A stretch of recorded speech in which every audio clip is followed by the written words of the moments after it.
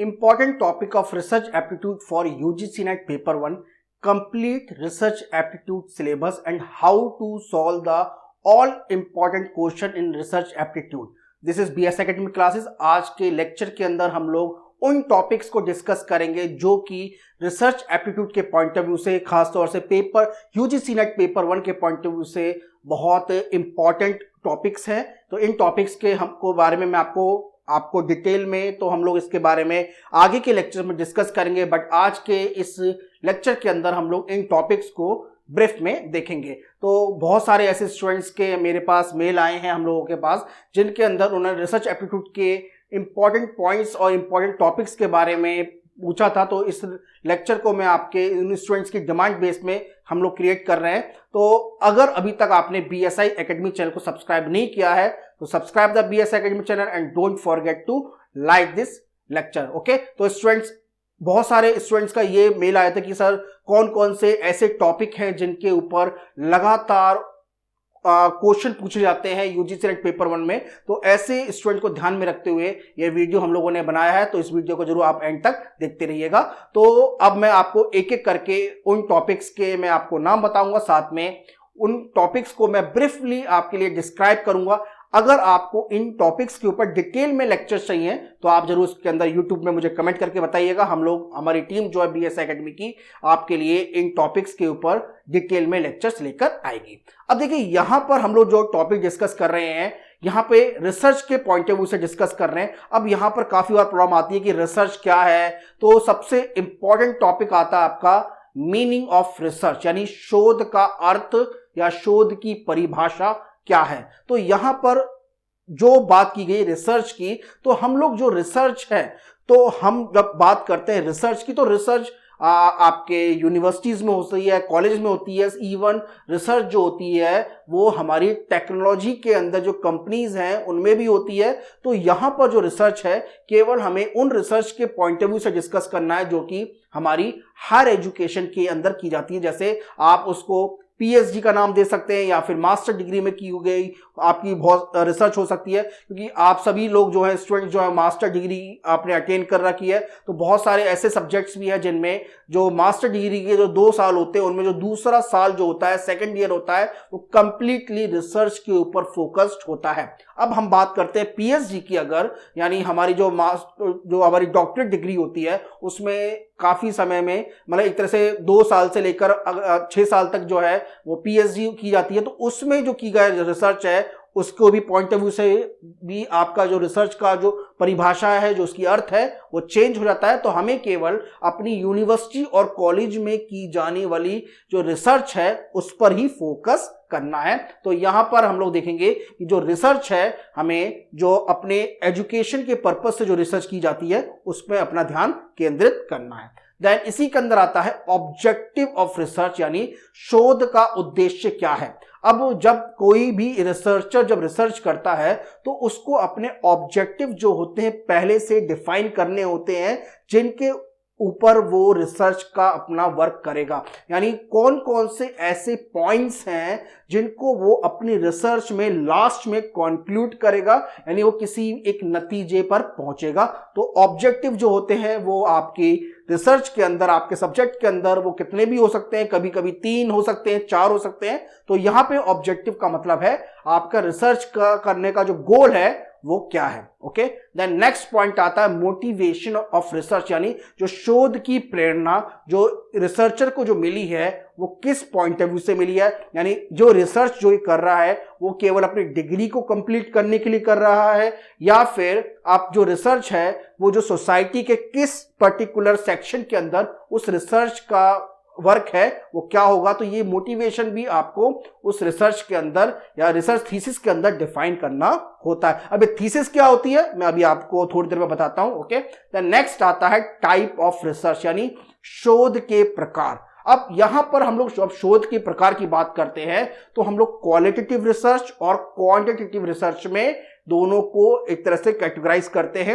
अब इसके अलावा भी बहुत से शोध के प्रकार होते हैं, टाइप ऑफ रिसर्च होती है, जैसे हिस्टोरिकल रिसर्च होती है। इसके अलावा और भी बहुत तरह की रिसर्च होती है जिनको हम लोग आगे के लेक्चर्स में देखेंगे। देन नेक्स्ट, और जो कि बहुत इंपॉर्टेंट पॉइंट है, रिसर्च प्रोसेस यानी शोध प्रक्रिया।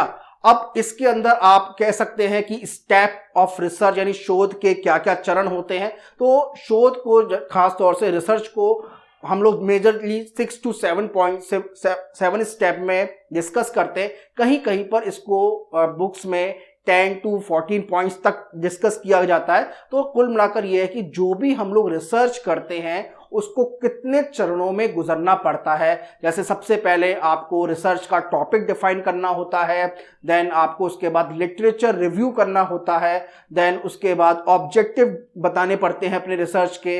इसके अलावा आपको हाइपोथेसिस डिफाइन करने होते हैं। हाइपोथेसिस डिफाइन करने के बाद मैं आपको मोटा मोटा बता रहा हूं यानी एक तरह से लेमैन टर्म्स में, बट इसके जो इंपॉर्टेंट पॉइंट्स हैं हम आगे के लेक्चर्स में देखेंगे जब हम लोग शोध प्रक्रिया पढ़ेंगे। देन हाइपोथेसिस के बाद डेटा कलेक्शन होता है, देन डेटा को आप टेस्ट करते हैं, देन लास्ट में आप डेटा को अपनी रिसर्च को कंक्लूड करते हैं और उसके बाद जो है आपकी जो रिसर्च की के जो थीसिस पॉइंट है एक तरह टॉपिक है उसको कंप्लीट करते हैं। तो इन टॉपिक्स को मैंने इन पॉइंट्स को हम लोगों ने अलग से नहीं लिखा है, तो रिसर्च प्रोसेस के अंदर ही या स्टेप ऑफ रिसर्च के अंदर ही इनको रखा जाता है।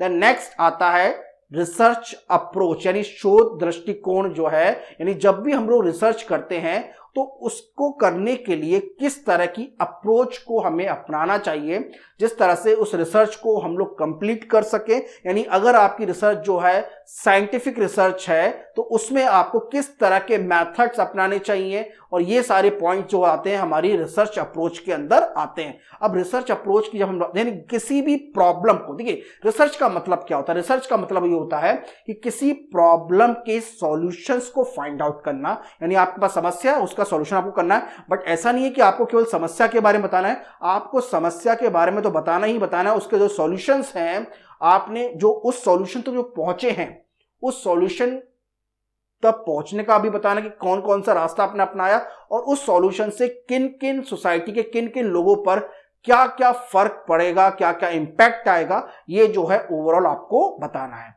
देन नेक्स्ट पॉइंट और जो इंपॉर्टेंट पॉइंट है सिग्निफिकेंस ऑफ रिसर्च, यानी जो शोध का महत्व जो है वो क्या है, आपकी शोध का महत्व, आपने जो इस पर्टिकुलर टॉपिक को लिया है वो क्यों लिया है, और इससे जो अगर आप किसी पर्टिकुलर प्रॉब्लम को हाईलाइट कर रहे हैं उसके सॉल्यूशंस को बता रहे हैं तो उससे सोसाइटी के किस पर क्या क्या इंपैक्ट पड़ेगा वो आपको बताना है। तो ये जो रिसर्च होती है ये हमारी हमेशा टाइम बाउंडेशंस में होती है, हमारे पास जो उसका समय होता है वो निर्धारित होता है क्योंकि हमारे पास रिसोर्सेज की अवेलेबिलिटी लिमिटेड होती है, टाइम की अवेलेबिलिटी लिमिटेड होती है। तो हमें जो है उस पर्टिकुलर टाइम ड्यूरेशन के अंदर इस रिसर्च को कंप्लीट भी करना होता है। तो उस पर्टिकुलर रिसर्च का क्या सिग्निफिकेंस है सोसाइटी पे ये हमें बताना होता है। देन नेक्स्ट आता है इसके अंदर साइंटिफिक मेथड, यानी वैज्ञानिक तरीके से जो हम लोग अपने रिसर्च के अंदर जो तरीके हैं, मेथड्स हैं जिनको हम लोग एडॉप्ट कर सकते हैं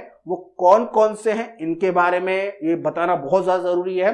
देन नेक्स्ट आता है इसमें नेक्स्ट टॉपिक है मेथड्स ऑफ रिसर्च, यानी जो शोध के जो तरीके हैं, जैसा कि हम लोगों ने देखा था टाइप ऑफ रिसर्च, तो टाइप ऑफ रिसर्च के अंदर ही हमारे मेथड्स ऑफ हर तरह की जो रिसर्च के जो टाइप है उसमें मेथड्स भी डिफाइन होते हैं। देखिए मेथड्स ऑफ रिसर्च, मेथड्स और अप्रोच, रिसर्च अप्रोच, ये दोनों एक सेपरेट टॉपिक है, इनको भी मैं आगे के लेक्चर्स में आपको बताऊंगा। तो इन टॉपिक्स पर अगर आपको डिटेल में वीडियो चाहिए, लेक्चर्स चाहिए तो आप YouTube पे कमेंट करिएगा, डेफिनेटली हम जो हैं इनके ऊपर आपको बहुत अच्छे लेक्चर्स आपके लिए प्रोवाइड करेंगे। देन नेक्स्ट इंपॉर्टेंट पॉइंट आता है क्राइटेरिया ऑफ गुड रिसर्च, यानी जो अच्छे शोध के जो लक्षण हैं या अच्छे शोध के जो मापदंड हैं वो कौन कौन से हैं, यानी किसको आप एक अच्छी रिसर्च बताओगे ये बताना बहुत ज्यादा जरूरी है। अब देखिए इसके अंदर जो है रिसर्च की क्राइटेरिया के अंदर ही आपको रिसर्चर की जो कैरेक्टरिस्टिक हैं, यानी रिसर्च कौन कर सकता है, तो उस रिसर्चर की भी कैरेक्टरिस्टिक जो है उसके जो एक तरह से उसके अंदर कौन कौन से गुण होने चाहिए ये भी बताना बहुत ज्यादा अति आवश्यक हो जाता है।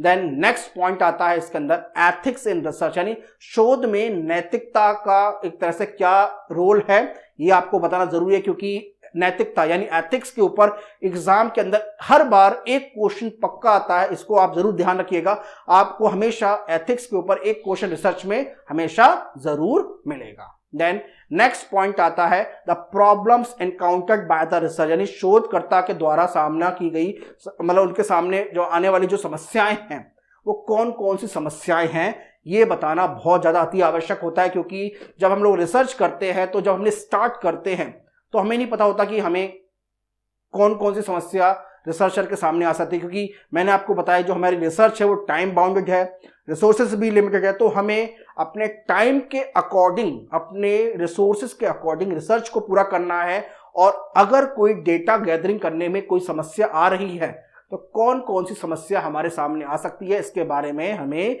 पहले से उसके बारे में अगर इंफॉर्मेशन है तो बहुत अच्छी बात है, अदरवाइज नहीं है तो उसको लिए पहले से हमें अपने को मजबूत रखना बहुत ज्यादा अति आवश्यक होता है। नेक्स्ट पॉइंट आता है टेक्निकल टूल्स, यानी तकनीकी उपकरण जो हमारे पास मौजूद होते हैं अच्छी रिसर्च के लिए, वो कौन कौन से हो सकते हैं। जैसे हम लोग जब थीसिस लिखते हैं तो उसके लिए हम लोग ये भी जांच करते हैं कि भाई कहीं ऐसा तो नहीं है कि कहीं ये जो रिसर्च के जो पॉइंट्स हैं कहीं किसी और ने ले रखे हैं, तो हमें कौन कौन से पोर्शंस को लेना है, जैसे प्लेजरिज्म में होता है। तो ये जो है मैं डिटेल में आपको बताऊंगा। तो कौन कौन से टेक्निकल टूल्स हैं इनके बारे में डिस्कस करेंगे, और डेटा गैदरिंग के लिए कौन कौन से टूल्स होते हैं, डेटा टेस्टिंग के लिए कौन कौन से टूल्स होते हैं, क्वेश्चन प्रिपेयर कैसे करना है, ये सारी जो है इसके लिए टूल्स होते हैं, तो इनके बारे में हम लोग डिटेल में देखेंगे। देन नेक्स्ट आता है थीसिस एंड आर्टिकल राइटिंग, यानी हमारी जो शोध प्रबंध है और जो आलेख लेखन है इसको कौन कौन से चरण से गुजरना पड़ता है। जैसे अगर मैं बात करूं थीसिस, क्या होता है थीसिस? अब वो पीएचडी की थीसिस हो सकती है,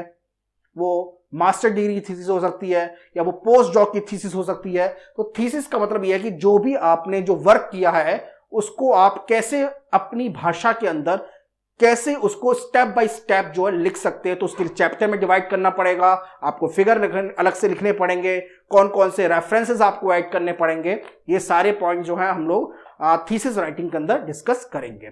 देन नेक्स्ट पॉइंट आता है और जो बहुत इंपॉर्टेंट पॉइंट है जिसके ऊपर लास्ट के काफी समय से क्वेश्चन लगातार पूछा जा रहा है, application of ICT in research, यानी शोध में आईसीटी के अनुप्रयोग क्या क्या है, यानी आईसीटी को कैसे हम लोग एक रिसर्च के अंदर कौन कौन से आईसीटी की हेल्प से, टूल से हम लोग रिसर्च को अच्छा कर सकते हैं, इसके बारे में हम जरूर आपको जानकारी देंगे आगे के लेक्चर्स में। ओके, तो स्टूडेंट्स आज के इस लेक्चर में मैंने केवल उन पॉइंट्स को हाईलाइट किया है जो आपको अपने एग्जाम के लिए प्रिपेयर करने हैं, और ये आपका रिसर्च एप्टीट्यूड का, आप इसको शॉर्ट में सिलेबस कह सकते हो। और ये केवल वो पॉइंट्स नहीं है, इसके अलावा और भी हमारे पास टॉपिक हैं, पॉइंट्स हैं, बट उनको मैं आपको इन्हीं टॉपिक्स के अंदर कवर करके बताऊंगा। बट ब्रॉडली जो है हमारे रिसर्च एप्टीट्यूड के टॉपिक को हम लोग इन पार्ट्स में, इन 15 to 16 पॉइंट्स में डिवाइड करते हैं। ओके, तो इसके लिए अलावा बहुत सारे और भी लेक्चर्स हम लोग आपके लिए प्रिपेयर कर रहे हैं, और आपको जिन टॉपिक्स पे लेक्चर प्रिपेयर कराने हैं आप जरूर यूट्यूब में कमेंट करिएगा। हमारी जो बीएस एकेडमी की टीम है जो आपके लिए प्रिपेयर करेगी